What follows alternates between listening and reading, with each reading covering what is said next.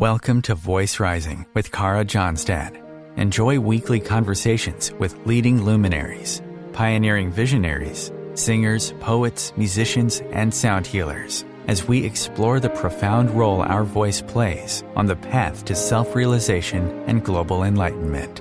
The internationally acclaimed singer, composer, author, healer, recording artist, voice expert, creator of Voice Your Essence, and founder of the School of Voice, Kara Johnstad uses her extraordinary spiritual gifts to empower others.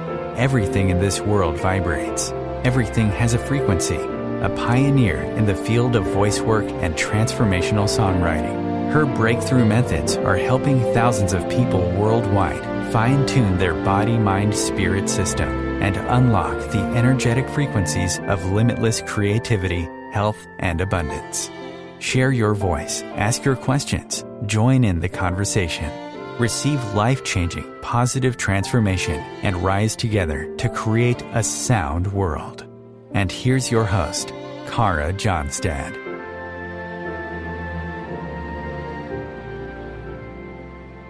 Hello, everybody. I am Kara Johnstad, and welcome to Voice Rising, where each week we dive into the big questions on how we as a humanity can fine-tune our body, mind, spirit system. Today, I have with me in the studio Dr. Bruce Lipton, an internationally recognized authority in bridging science and spirit, and a leading voice in new biology. This is part 2 of a 2-part interview entitled, You Are Powerful. Welcome, Bruce, to our show. And music is one of the forms of manifesting a vibration with an intention. I'm going to make music to do what? Lift me up. How am I going to do that? I'm going to write music that when I write it, it's going to be in harmony with me. When I play that music, I don't have to even worry about it because the field around me is going to interfere in a constructive way to enhance my power. So when I hear you play the music, Kara, that music can make me, I could just sit there and go, oh, that's so beautiful. I go, what does that mean? I say, it's bringing you peace. It's taking noise out. It's bringing harmony in. It's a very powerful field. And in that harmony, I can cancel the negative field. I can walk through the fire. That's part of the vibration. It's also part of the social responsibility, I think, that we have in the media. That we're not really understanding that music, that everything that's being plugged into cars and everything can be weakening our immune system or strengthening it. And they did amazing studies with kinesiology back in the day, right? I thought it was amazing. I don't know if you know these studies. I thought it was John Diamond. He did that. They took the same Beethoven's Fifth, let's say the same key, the same tempo, the same everything. And they had different conductors. And some of them, and then they had the whole thing on the body, the meridians and whatever. And some of the same Beethoven's Fifth were weakening the system and some were strengthening. And the answer was, what was the situation during recording? And these people are only listening to, studio recordings. They're not listening to the live CD. They're not listening to Karian. They're just listening to CDs or tapes or whatever it was. And they found out, yes, it was the energy inside the room while recording. If the people had not eaten, if they didn't have their break, if the conductor was having a choleric attack, if for whatever reason that they were not in harmony and they were still playing all the notes, the perfect little notes, still the immune systems are being weakened. And we put that on the radio waves, not aware of that situation, that people are producing music under pressure and weakening systems. Whereas we could also choose to create, music where people have good situations when they work, good situations when they're recording, are full of lots of love. There's a lot of amazing musicians in this world that can then, like you say, strengthen those vibrations and make us a very healthy world. So it's all about choice, right? It's a choice of what we want to create. Yeah, and you don't know, the problem is that since 95% of our life is coming from the program, and since the programs that really shape us in our response to life's vibrations come in so early in life, I say, well, look, they started even before you were born. You were being programmed in utero. You're being programmed at age 0. So I say, hey, so what was that program you got at 0? And you go, I have no idea what the hell the program was. I wasn't there. I go, no, your consciousness wasn't there. I say, then how about the program you got at 2? It's like, no, I said, 3, no, maybe 4. You could start to recall programming, okay, 5 and 6, okay. Yeah. I say, so why is it relevant? I say, your fundamental programming occurred from in utero through age 7, and about the first 4 years of that programming, you have no conscious awareness of what the program is. And so this becomes important. Why? Because everybody in the orchestra comes in with a program. Everybody in a boardroom of a corporation and the board making decisions comes with programs. And I say, what's different? And here's the unique part about why this is important. Because if I'm coming from my conscious mind, I can resolve a question in one form. Mm-hmm. If I'm coming from my subconscious mind, well, I can resolve a question, but based on somebody else's interpretation of that question, because I'm not doing it, it's the program that is doing it, okay? So I go, so why is it relevant? So I say, think about this either as an orchestra player or let's a member of a board of a corporation. I say, when the board member comes in and we're having a board meeting, we're pretty much conscious. We're talking about keeping ideas. And I go, really great. And I go, that's part of the 5% of the day of coming up with some good ideas and good stuff like that. Then I say, what happened? I say, well, after the board meeting is over, I go back to my room. And then where I go, 95% of my life is now not coming from that consciousness of the board. Now I'm unconsciously, because I'm thinking about all the jobs and things like that. And I say, yeah, but the behavior I'm expressing while I am thinking is not the one that was in the boardroom. This is the one I got from my parents and family and all that. And I go, well, what if it's destructive? I go, that's the problem. I say, what? In the boardroom, we're all smart and intelligent and creating wishes and desires. And I leave the boardroom, and now I'm going to run the company.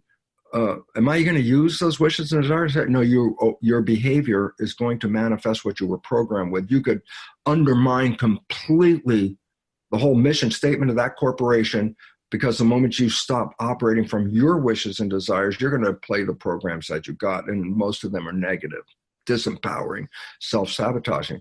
I say the same thing applies for a musician. Why? When I'm going to be conscious and when I'm going to play, I'm going to play really great from my heart. I want to play the music of heaven on earth. I want to play that. But if I'm all playing and I know that I don't have enough money for the rent and the food is going to be short and I don't know how I'm going to pay for the car, and all of a sudden I say, while you're playing, then your conscious mind is not playing anymore. Mm-hmm. Now you're just playing a program and you don't even see it yourself. And it could undermine completely the music of the community of musicians. Mm-hmm. So whether you're a member of a board or a member of an orchestra, there's parts of you when you're present, you're going to play to the fullest capability. But there's a part of you when you start thinking, because the playing can be automatic. Why? If I practice and practice and practice and practice the piece, I can play the piece without even thinking about playing it. And I go, now it's a program. And if I program the music, I can play the program. But as I'm playing the program and I'm not paying attention because the music is coming out in the program, but my consciousness is not in harmony, in a destructive interference pattern, I can't pay the rent and all that. And I go, yeah, while I'm habitually playing the music, I'm altering the experience by my harmony inside is not in harmony with the music. And all of a sudden, that's when you start to see, oh my goodness, yeah, there's a version of the music that you hear, and there's an energy in the room when that music that you feel, and it might not be supportive. That's the whole idea. It might not be supportive of the end point, and that's why we have to recognize: are we operating from our conscious mind? Not 5%, or is our action during the day from the 95%? And I just want to help people for a second, because as I said, the bigger problem was, what the hell are the programs that were being put in when I wasn't aware? How do I know what the programs are? And I go, let's make it so simple. 95% of your life is coming from subconscious programs. Point. Your life is a printout of your program. I go, what do you mean? I say, well, how do I know my programs? So I go, simple. look at your life. The things that you like that come into your life, they come in because you have a program to acknowledge those things, okay? But the things that you want, and you work hard and you struggle and you put effort into it and you're sweating, I'm going to make this happen. I'm making this happen. Why are you working so hard? And the answer is because subconsciously your program doesn't support that destination, and you're going to try and use your conscious power to override the program. So I'm going to work hard. I'm going to put sweat into this. I go, anything that you have to make a lot of effort into to manifest in your reality, why are you working so hard? Inevitably, in your subconscious mind, that program is not supported, and you're going to try to work hard around it. The best thing is to understand, if that's where I'm having a program problem, then rather than working hard, what if I just change the program? And then all of a sudden, it's like, now all of a sudden, hard work is not a necessary thing anymore to that program. We are going to interrupt and take a small break and be back with Dr. Bruce Lipton. The cutting edge of conscious radio, OMTimes Radio, IOM FM. OMTimes magazine is one of the leading online content providers of positivity, wellness, and personal empowerment. A philanthropic organization, their net proceeds are funneled to support worldwide charity initiatives via Humanity Healing International. Through their commitment to creating community and providing conscious content, they aspire to uplift humanity on a global scale. Connect at omtimes.com. OMTimes, creating a more conscious lifestyle.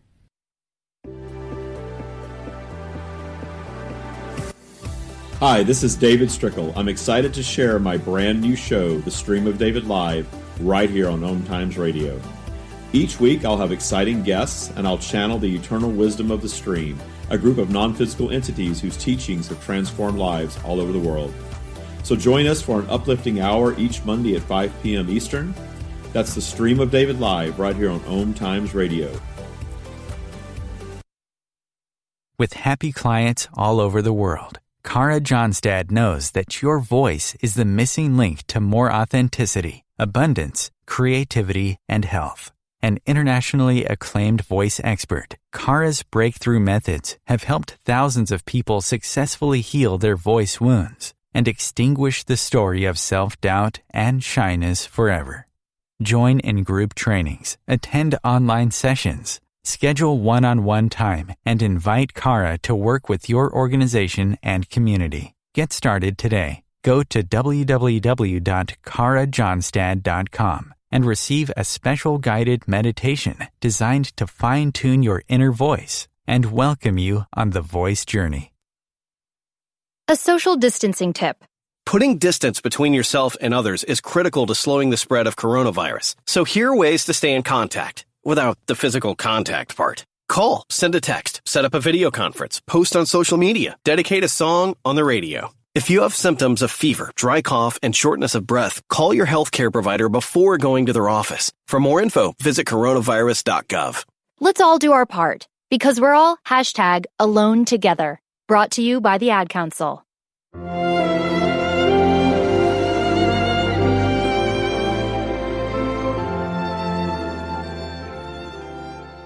Welcome back to Voice Rising. I am your host, Kara Johnstad, and with me in studio is Dr. Bruce Lipton.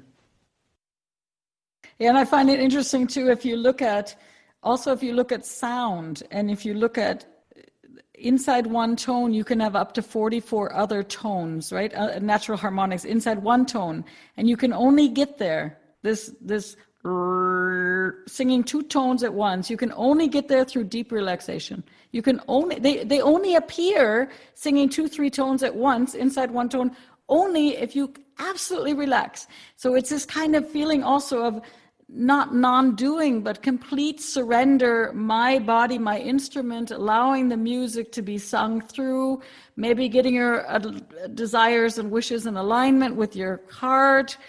What do you say to the people, number one, who think, oh my God, is that depressing, 95%, I don't even know where to start? Or number two, with all the people, this is a very important question, with all the ideas of we can manifest what we want and and we can reach our goals, and it's a beautiful thought, and we all know that yes, with more consciousness we can create magic and miracles. At the same time, we have wars in Yemen. We have children dying of starvation. They didn't come to planet Earth thinking, they didn't think I'm looking for,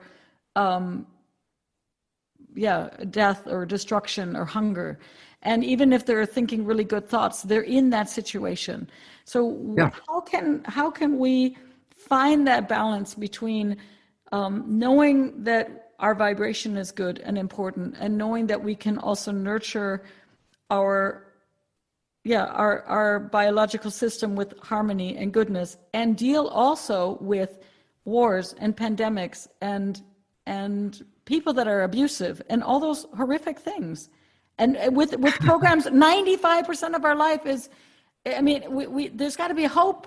There's got to be hope there somewhere. And I think there is hope. I see it for myself, but what is your take on that? Because it's very easy to say, well, change the program. But, for people that are facing really difficult situations, and I have faced a few myself in my lifetime, what is the turning point? I was playing with words today too, conversation, conversion.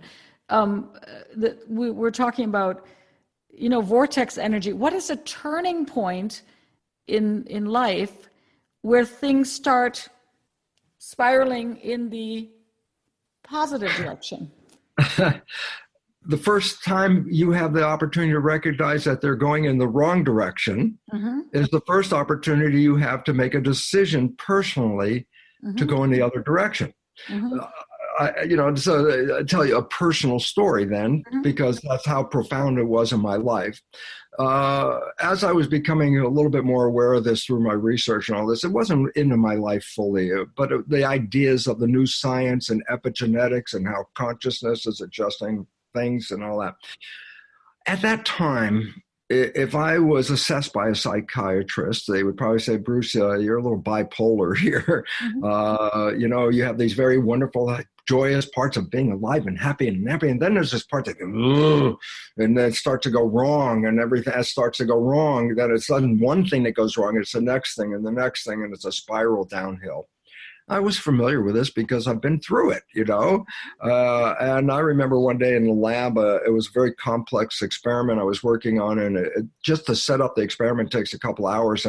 But then as I start the experiment, if I do something a little bit wrong in the very beginning, the whole thing collapses, and I got to start a few hours and do it all over again. And about the third time during that day after the third collapse, and it's like, oh crap, I spent the whole day and I haven't even gotten the experiment ready. I started to go into my negative self-image. And I remember here I go again, depressive state. Bruce, you're an idiot. Bruce, you can't do anything. You're stupid. Look at what you did. You're not good at this. And I was like going down and down. I'm berating myself with a criticism, okay? And this is the fun part, because it was humor in some sense that transformed my life at that instant. I go, what happened at that instant? Well, I'm familiar with this, and it's like, oh God, beating myself up. You're just no good. You're so stupid and everything like that. And at that moment, I hear a voice. I'm the only one in the room, so there's only me here. And it was like a detached voice. So it was like an observer watching me. And I hear it very clearly, just clearly. Bruce, don't you have anything better to do than to listen to this crap? And at that moment, like somebody was in the room talking to me, and I stopped and I go, yeah, I'd rather go do a movie than to listen to this. And there was the newspaper right there. I picked up the newspaper and said, I'd like to see that movie. And I stopped exactly where I was, got in the car, went to the movie theater. By the time I came out of the movie theater, guess what? No more depression. Yeah. Because I had stopped it. I manually stopped it. It was a choice. I had a choice at that moment. Just what the voice was saying. You have a choice. Do you want to listen to this, or do you want to go do something more fun? Well, it was a moment of choice. And what I did was respond. I said, sure, I'd rather go do the movie. What did it mean? It stopped completely the down spiral. I said, well, how did it affect my life? Because the next time a spiral started, early on, right, just as like, oh, here we go, it came back to me and I started to laugh. Do I want to listen to this stuff or do I want to go, oh, choice, do something different? By repetition, a number of times, my subconscious has learned a program. What was that? Every time I start to come up with this negative, the program said, change the program. Go do something different. Now it's an automatic unconscious behavior because it was repetition. I say, what was the point? I'm no longer manic depressive. I'm just totally manic all the time. Because what was the ability that I learned? If the vibration was taking me down, I had that personal opportunity for choice. And this is what people don't realize. You have choice at any time to say, I'm going to continue this process, or screw this, I'm stepping outside and doing another one. The joy of that was so overwhelming that what I started to do was find, things in my life that I do because we do it, because that's the program. We be socially correct and do the right thing. And it's like, what a pain in the ass. I mean, the first one right after that was, faculty meetings are biggest pain in the ass, faculty parties are worse because it's even a party and it's after hours on a weekend. You got to put up with the people you couldn't even put up with during the work week, and you got to stand there with a drink and pretend you're happy. It's like, what the hell am I doing? And I remember right after this take charge, one of my faculty friends came in and wanted to make sure that I was coming to the faculty party and what I was going to bring to the party. And I stopped in my mind and I said, oh, I'm sorry, I can't go to the party. I have a very important something, whatever I made up at that moment. And he looked at me like, you're not going to the party? And I go, no, I have to do this. And he said, oh, okay. And he walked out. And I have to tell you, the second he walked out, I was like, oh my God, I got the weekend free. It's my weekend. I saved myself a whole freaking night of not having to go to this party. It's encouraging. It was encouraging because it said, wait a minute, we're the ones that are making the choices. If you make the choice to get involved, then you have to go through, and especially if you something you don't even want to do and you agree to it, what are you doing? You're setting up a future of, oh, I got to go do this stuff like that. I said, that was a choice. And the beautiful part about it is we are free to choose. Yeah. And if you choose, you can decide to, okay, I got to play the game. Then don't be miserable. You chose to go miserable. Exactly. Take responsibility, and so basically, right?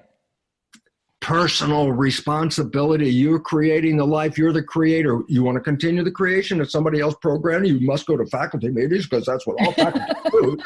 Or you can decide, and I chose, And at some point, the faculty didn't even like me so much because I started becoming independent and stopped playing the political, social games of faculties and all that stuff that goes on. I stopped playing. They got mad at me in some sense. Why? You're not playing fair now. I'm not playing. That's the game.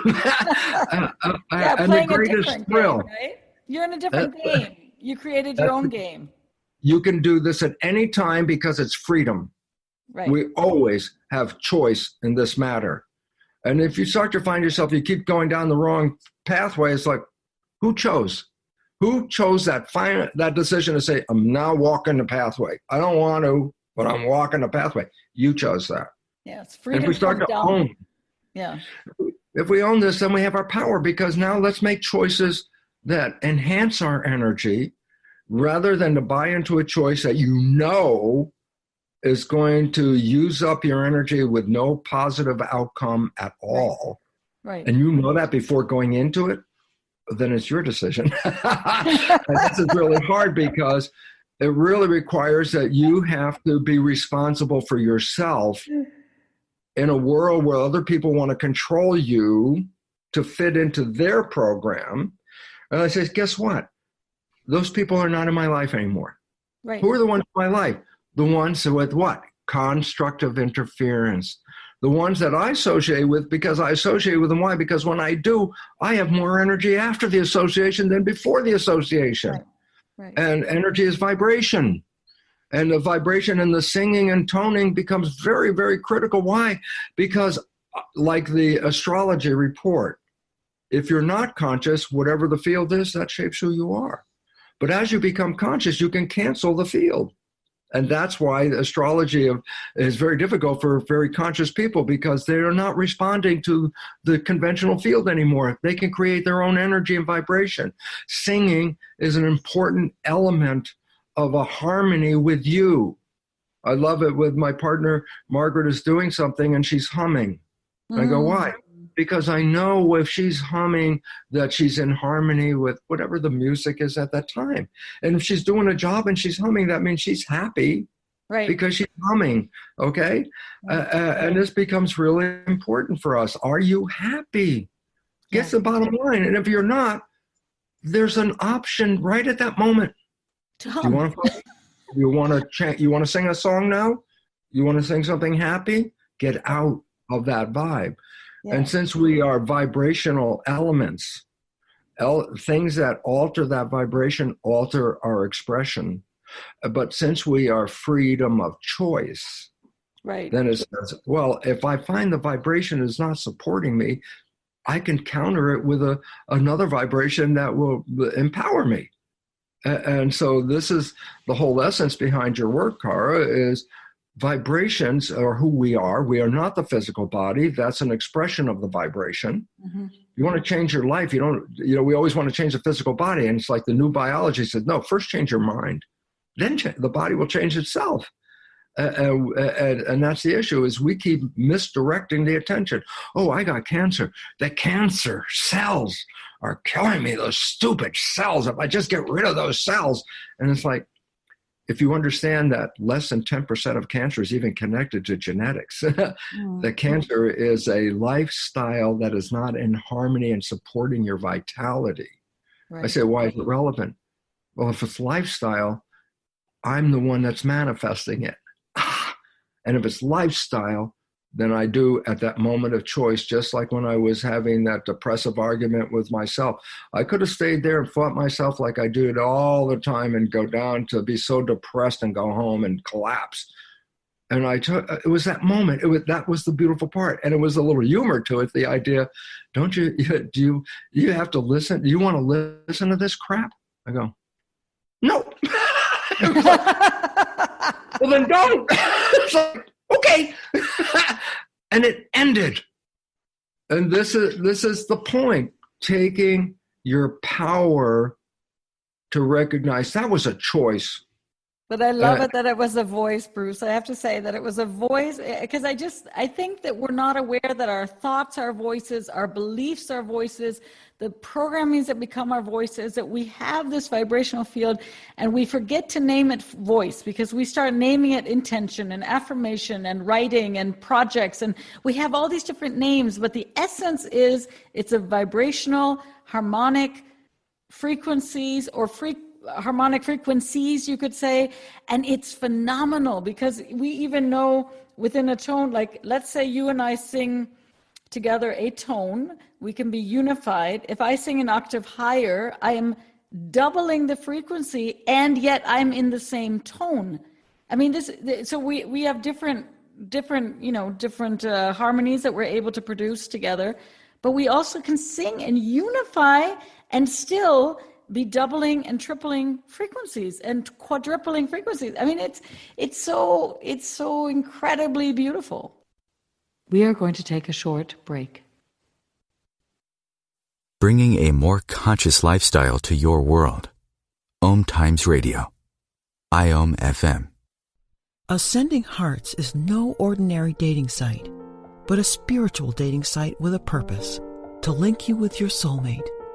We engineer the serendipity so you can trust that you will attune with someone that has the same matching vibration as you. Ascending Hearts, the conscious dating site for the spiritually aware. Try Ascending Hearts for free. AscendingHearts.com. As I'm sure you know, it is time to celebrate self-discovery and personal growth. But your efforts have to be consistent in order to stay balanced and to overcome depression and fears. So, what new books are available? How do you stay centered? Elizabeth Joyce and her guests will help you find out. That's Elizabeth Joyce on Let's Find Out, Mondays at 6 p.m. on OMTimes Radio. Imagine being fired because of who you love. Imagine being denied medical treatment because of who you marry. Imagine being evicted because of who you are. Millions of Americans don't have to imagine this. They have to live it. Because in 31 states, it's legal to discriminate against LGBT people. Get the facts at beyondido.org. Brought to you by the Gill Foundation and the Ad Council.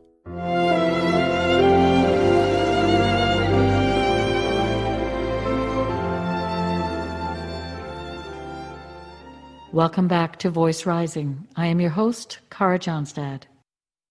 As you brought up, very first sentence in there is that I can't sing in public because of my own critical assessment and all that stuff like that. But when we ohm, which I got into groups that do ohming, it was interesting how my own ohm at some point in the community of ohming, all of the different ohming vibrations come together and make each one of us, if you listen to each one of us, go, but when you put it all together, the ohm is overwhelming and it's beautiful and it blends into this beautiful harmonics of this vibration that we're sending out.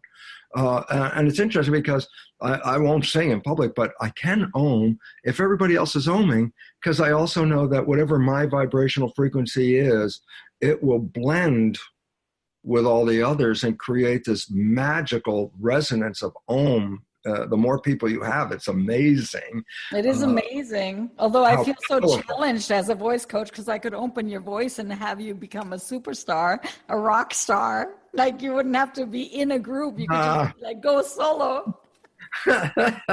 I'm happy just being biology boy. I mean, that's the amazing thing also with the group singing that is slowly getting to be fashionable again, put it like this, through the yoga scene, the group chanting. I do have to ask myself, though, why, we know that language is so important, and it's beautiful that we have the Vedic chants and the Sanskrit chants, but I think it's also beautiful to create these positive messaging systems within our own mother tongue and or look at our own ancestral, whether we're from the Celtic tradition or the Viking tradition or the African tradition. I find it a little bit bizarre sometimes to sing stories that I guess it can be freeing not to be identified with them, but it can also be a little bit strange. And why not own our own story? Why not rewrite our own path, right? That is the solution. Rewrite the narrative. Rewrite your program. And the story and it's very important to get an insight in how to do this, is the story, again, about Bill. Everyone else can see that Bill's playing his father's behavior. Only one who can't see it is Bill. Mm-hmm. When people, we're going here, but if I could try and put it into a small box at some point. We have to do that. Yes. Is that when people are in relationships and they first start a relationship, which is like the honeymoon effect, what makes it so beautiful is science has recognized that it's the first time you stay what is called mindful. You stop thinking. You say present. I say, well, yeah, but what's the consequence? I say, if you stay present with your conscious mind, then you keep your hands on the wheel for wishes and desires. Because when you are not present, then the subconscious is going to take you. So the point is this: you stop playing the program when you start to get into that relationship stuff. I say, so why is it relevant? I say, well, two people come together, they have subconscious programs and they have conscious wishes and desires. But when they come together, it's the conscious wishes and desires that they operate from. And as both of them working on wishes and desires together, they manifest together, heaven on earth. I said, then what happens? I said, but at some point you start thinking, and the moment you start thinking, then by default, the behavior is not coming from wishes and desires. By default, it's coming from subconscious. Well, that's all the negative crap. So the honeymoon starts out as heaven on earth, but at some point we lose it because we start dredging up from the subconscious programs that were never supportive of heaven on earth. And that's when relationships start to change and they get a little rocky and they may end up exploding and separating and everything, and go, wow, how did something that was so fabulously beautiful when we started ended up in this way? And the answer is simply this. When we started, we were not playing programs. When we started, we were creating life with conscious wishes and desires. The programs, when they start kicking in, take away from that because they're negative, and then all of a sudden compromises have to be dealt with. Like my partner Margaret sees me only in my conscious wishes and desires, and one day she asked me a simple question. I'm thinking about something. My response does not come from my conscious mind. My response is program. Oh, my father. I just play my father to her, which is crap. She looks at me and goes, what the hell kind of behavior is that? And then I'm Bill, and I go, I don't know what you're talking about. Why? Because I didn't see the behavior when I did the subconscious programming. So now we have an argument. I didn't see what I said. She's responding to what I said. We're not in harmony anymore. And as each new negative program comes up, the disharmony becomes more apparent. And at some point, the disharmony supersedes the harmony, and then the relationship is over. I say the secret that people have to understand is this, is that if we both know that I have programs and she has programs, and we both know that they're automatic and it's not coming from us, it's just coming because at some point we were thinking and the program was playing automatically, then rather than getting into an argument, this is the first opportunity to say, do you want to change the program? I said, what program? You said, you didn't see what you just said. Right. I didn't get into an argument. She gives me a reflection of what I just said because I did it blindly, automatically. And I say, oh, well, that changes arguments into learning moments. I go, why? Because if I become aware of that invisible programming that was disturbing me, then I have the freedom to reprogram. And if I can reprogram the negative behaviors that show up, because we didn't get into an argument, but we got into an opportunity to say, well, listen, why don't you take this new belief and put that in? I say, what was the result? And the result is, well, that's the most amazing thing in the world. And the result is this. What if the wishes and desires that you intended to make heaven on earth were the same as the programs of the subconscious mind? Then I go, well, whether it's 5% where I'm actively creating the heaven on earth, or 95% of the day where my program is manifesting the same heaven on earth, then I'm on heaven on earth 100% of the time, and I have a new life. And people have to understand that because we get lost in blaming the person who's doing a program and confusing it with the person who they really are outside of the program. Yeah, I'm not a religious person, but if I was to close this, yes. I use the quote presumed quote from Jesus, his last words. His last words. I said, what were those last words? He said, Father, forgive them. They know not what they do. And I go, Jesus, if you understood that, it applies to everyone in your life. Because when they did the negative stuff, that was their program. It wasn't who they are. Yes. But they were unconsciously playing the program. How many people around you are unconsciously playing a program, creating crap in your life? We get mad at them. And the fact was, well, they didn't know they were playing the program. They know not what they do. Yeah. And if we understood this, then the hostilities of the planet that we're dealing with because of one person stepping on another person, it's like, no, they didn't step on you. Their program stepped on you. If we separate their program from them, then we can love them and not like their program. It doesn't mean now I know that's your program, I have to put up with that crap. All I know is this. I don't want to put up with this crap, but I'm not mad at you, but I'm just not going to associate. Really, I don't have to be mad at you. We can just separate. And I say, what's the result? I say, well, then I look around me at this time, years after understanding this. And I look around, I go, wow, how wonderful. Look at all the people around me. Why? We're all in harmony. We're all working to make life better. We're all creating better lives for each other. And I go, why? Because of the vibration of selecting those that were in good vibes with me and distancing myself from those that are bad vibes with me. It doesn't mean I hate them. It just means I don't have to go to that faculty meeting if I don't faculty meeting. And that's the lesson. And the lesson is, you had feelings. Well, feelings are vibrations. That's exactly what they are. And it's the chemistry which is creating the emotions, and the chemicals have vibration to them, and the nervous system learned to read the vibrations of the chemistry of our behavior.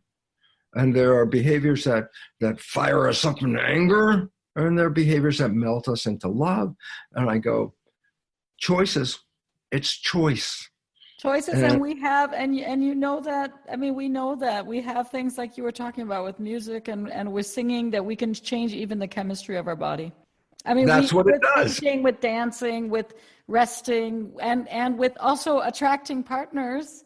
Congratulations to have a wise partner who can call us out and want to change the program. I think a lot of people on the path, they're conscious and they are changing the program, but sometimes they don't always have that. That person might not be on the same place on the path. So it's really wonderful when we meet people that we can grow together and become more conscious with. Then it makes life easier, right? Right. And the bottom line is, what is the difference between the science that most people on the planet have been programmed with and the current version of quantum physics? And the answer is this: we have been programmed with the belief that the universe is split into a physical, mechanical realm and an energy realm as two separate realms that don't really interact. Yep. And quantum physics said that's a lot of BS. That means belief system. And what quantum physics says is there is not a duality in the universe. There's a unity, that everything is vibration. And therefore, instead of focusing on matter, we focus on the vibration behind that matter. That has a more powerful impact on how we deal with matter in the physical world. And that creates things that matter. That matter, and that's it. So that's a confusing thing. We'll leave them with the matter that's not matter. No, the matter that matters. That if you're not in duality, and if you're in unity, then you're manifesting matter that matters, right? No? That's what it's all about. You put the vibration in that supports the matter that is in harmony with that vibration. Right. And if that vibration is not in harmony with you, you feel it, and it's your choice. You could stick with it because of convention. We always go to the faculty meeting. Or you could say, I don't like that vibration. I prefer to be over here. That's a choice. And that's the freedom that humans have. Until they're actually programmed that you don't have a choice, and now you're a victim. And so for us, it's great to be choosers of what victorious. You are. Victorious. I always like to flip the victim and become victorious. You don't need to, we can call each other Vicky all the time. Vicky Victorious. Let go of the victim. Bruce, it's been a great pleasure for me to be in our two living rooms together, me in Berlin, you in the moment in New Zealand. Yes. Keep up your amazing work and all your gifts that you're giving humanity at this time. You're doing such important work. Also, all of us are, Cara, darling. You're doing it. I'm doing it. And I so appreciate our audience, because our audience are cultural creatives by definition. A cultural creative is one that looks at the culture and says we can do different and we can be better. And cultural creatives step outside the box, and here they are listening to us because we've already stepped outside that damn box. And guess what? Life is much more fun outside of the box. Very good. So many blessings to you. Stay healthy, stay well, and Sing with me always. Sing. Every little cell in my body is happy. Every little cell in my body is well. I'm so glad every little cell in my body is happy and well. Dr. Bruce Lipton. Thank you. Thank you, Cara. I'm going to have to close here. There's so much knowledge and wisdom that Dr. Bruce Lipton has shared. If you've been with us for part 2, I invite you to listen in to part 1 at OMTimes Radio and enjoy everything that you learn. Namaste.